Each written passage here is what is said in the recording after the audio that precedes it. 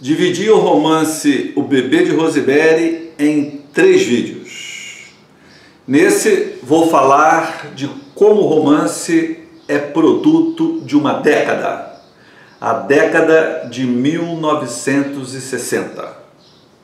No segundo vídeo vou aprofundar a relação existente entre as mudanças sociais e culturais da década de 60 com a maternidade atormentada da Rosemary.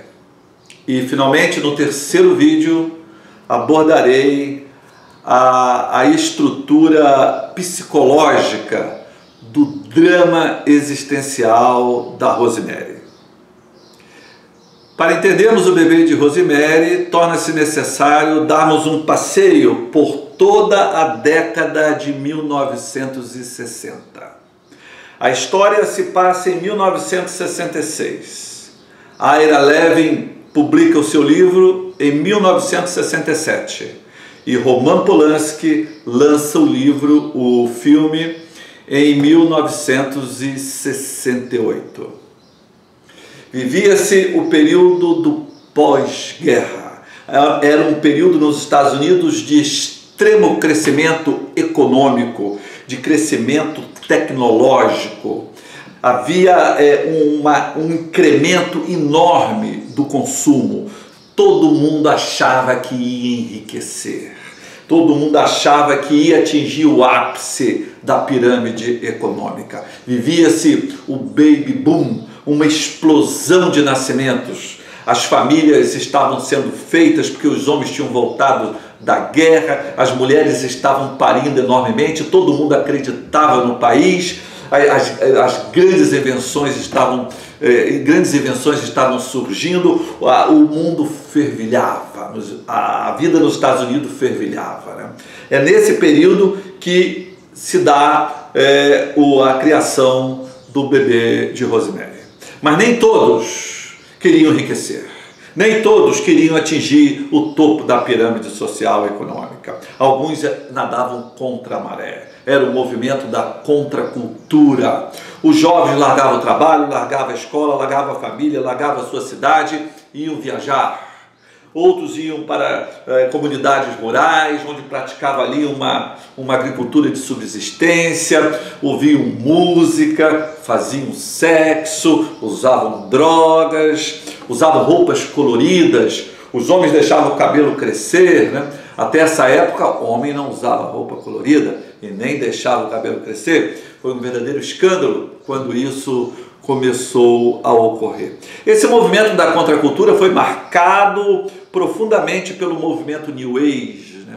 Aquele movimento que oferece um cardápio enorme de opções, que até nos dias de hoje ainda oferece e seduz muitos ainda, né? A yoga, os cristais, os alienígenas, os elementais, os anjos, a reencarnação, um monte de... é uma lista quase interminável para o sujeito escolher e combinar esses pratos, não é? Mas a década de 60 foi também a década do feminismo, né? As mulheres que haviam ido trabalhar no período da guerra, depois tinham que voltar para suas residências, para suas casas, para os seus lares, mas elas não queriam voltar mais, elas queriam continuar trabalhando, queriam continuar no mercado de trabalho. E com a descoberta da pílula anticoncepcional e com a ajuda dada pela Simone de Beauvoir e a Beth Friedan, através dos seus livros, que terminaram por se constituir em verdadeiras bíblias, empurravam as mulheres para fora da casa, causando abalos estruturais nessa instituição milenar que era o casamento. A década de 60 também vivia a um passo da extinção. O mundo estava na Guerra Fria. A União Soviética e os Estados Unidos tinham uma briga subterrânea. Às vezes nem tão subterrânea assim. Um ameaçava o outro com as suas armas nucleares, até que chegou-se a um impasse. A União Soviética colocou os mísseis nucleares em Cuba. O mundo esteve a um passo da guerra nuclear, da destruição. Parecia que Deus estava se ausentando do mundo, que Deus havia largado a sua criação e que quem mandava agora no mundo era o diabo. O Papa João XXIII realizava o Concílio Vaticano II para aproximar a igreja dos homens, mas segundo outros ele estava afastando a religião de Deus. O mundo vivia uma crise, foi a guerra, foi década da guerra do Vietnã, foi década da construção do muro de Berlim, né? Foi a década do assassinato do Kennedy, do assassinato do Luther King, que foi atribuído à conspiração. Foram conspirações que mataram o Kennedy, conspirações que mataram o Luther King, conspirações da qual muitos participaram, serviços secretos de múltiplos países, a máfia, políticos influentes, grandes grupos econômicos, conspiração essa que vai estar muito presente no livro do bebê de Rosemary.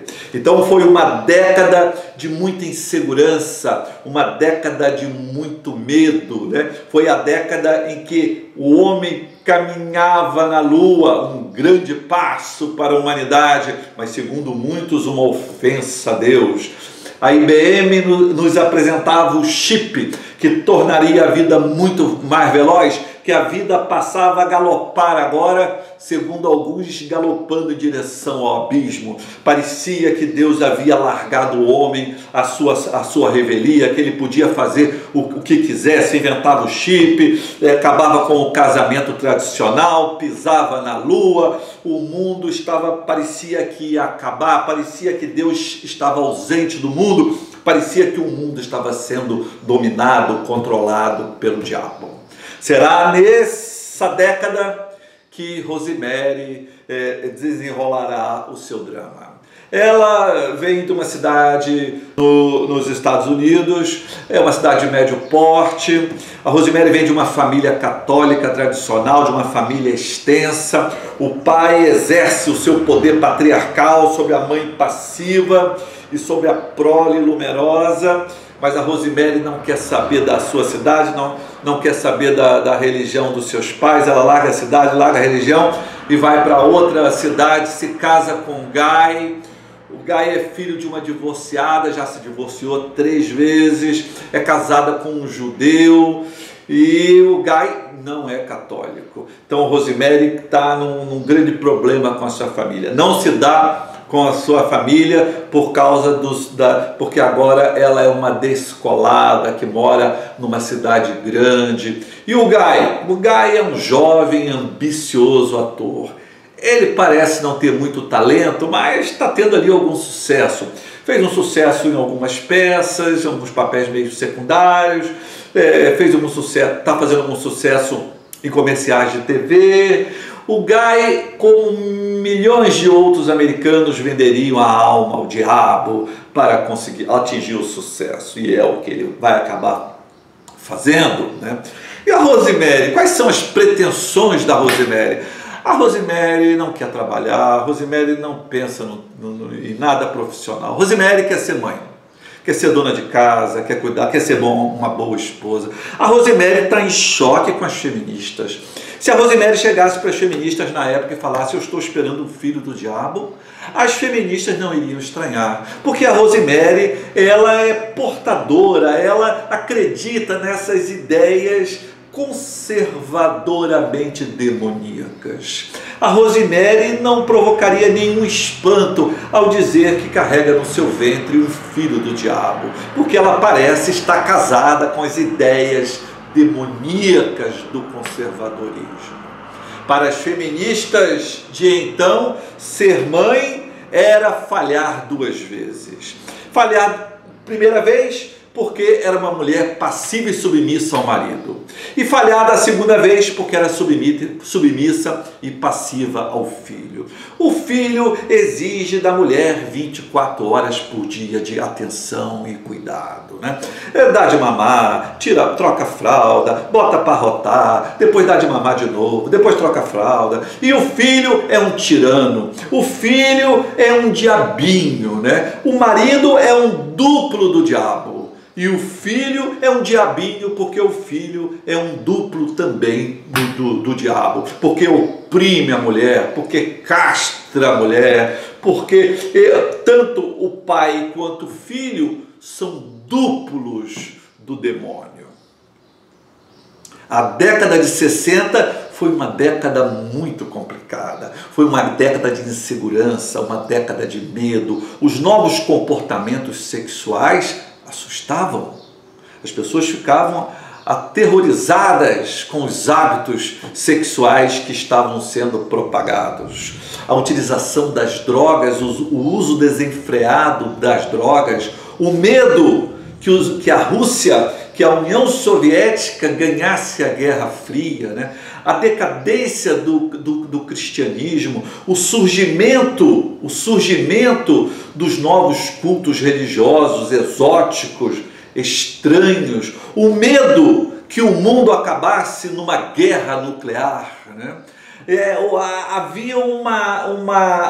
Foi uma década de extrema insegurança, de extremo medo. Parecia que Deus estava ausente do mundo, que o mundo passava a ser governado pelo diabo. E foi nessa década que Anton LaVey, o famoso satanista, vai criar em São Francisco, na Califórnia, a Igreja do Diabo, onde ele passa a rezar missas, a fazer batizados, fazer casamentos.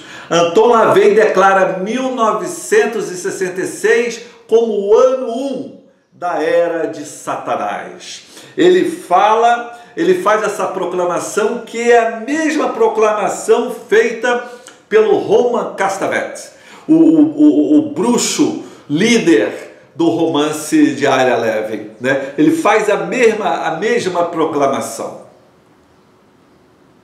O Bebê de Rosemary é um romance síntese, um romance bebê, gerado e parido pelas tensões, sofrimentos e contradições de toda uma década.